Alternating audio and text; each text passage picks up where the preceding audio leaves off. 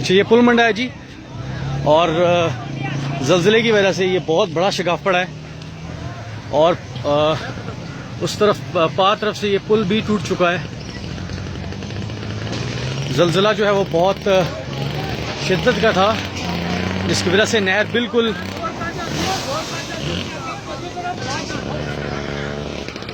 शिगाफ जो है वो बढ़ता जा रहा है इस वक्त। नीचे जो आबादी है, नहर में पानी जो है वो ज़्यादा हो रहा है, जिसकी वजह से ज़्यादा नुकसानात के